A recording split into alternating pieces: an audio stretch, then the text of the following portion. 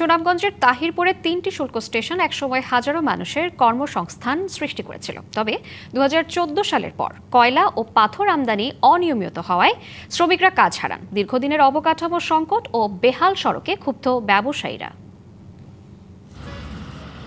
১৯৯৩ সালে বিএনপি সরকারের আমলে তাহিরপুর সীমান্তে বড়ছড়া, চারাগাঁও ও বাগলি শুল্ক স্টেশনের কার্যক্রম শুরু হয়। এরপর থেকে এলসির মাধ্যমে ভারত থেকে কয়লা ও চুনাপাথর আমদানি হয়ে আসছে এসব স্টেশন দিয়ে। এই ৩টি শুল্ক স্টেশন দিয়ে প্রতি বছর প্রায় ২০০ কোটি টাকার রাজস্ব আদায় হয়। তবে এই ধারাবাহিকতা বিভিন্ন সময় ব্যাহত হয়েছে।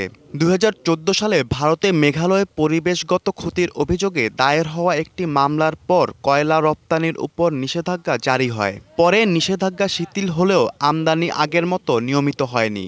এছাড়া ২০২৪ সালের গণঅভ্যুত্থানের পর দেশের সামগ্রিক পরিস্থিতির প্রভাব পড়ে সীমান্ত বাণিজ্যেও। যদি ব্যবসাটা বন্ধ হয়ে যায় তখন আমাদের খুবই আর্থিক সমস্যা এবং চলাফেরারও সমস্যা। হইতে বোলাগঞ্জ যাইতে হয়, ঢাকা যাইতে হয়, চিটাগাং যাইতে হয়, বিভিন্ন জায়গা যাইতে হয়। বিগত প্রায় ৩০ বছর যাবৎ আমাদের রেটটা যদি আর কিছু বাড়িয়ে দেয়, কিংবা আমাদের ব্যবসায়ী বিন্দু যারা আছে তাদের কাছে আমাদের আকল আবেদন, আমাদের শ্রমিকের রেটটা যদি একটু বাড়িয়ে দেয়। সীমান্ত থেকে স্টেশন পর্যন্ত গুরুত্বপূর্ণ সড়কগুলো কাঁচা ও ঝুঁকিপূর্ণ। বর্ষা মৌসুমে এসব সড়কে কাদা জমে পণ্য পরিবহন ব্যাহত হয়।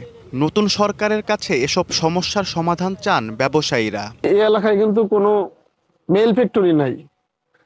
হাজার হাজার যে লেবারগুলো আছে, ব্যবসায়িকরা আছে, এই বর্ডারটা বন্ধ থাকলে সবাই অচল হয়ে যায়। রাস্তাটা খুব বেশি জরুরি, এটা করার জন্য সরকারের কাছে আকুল আবেদন।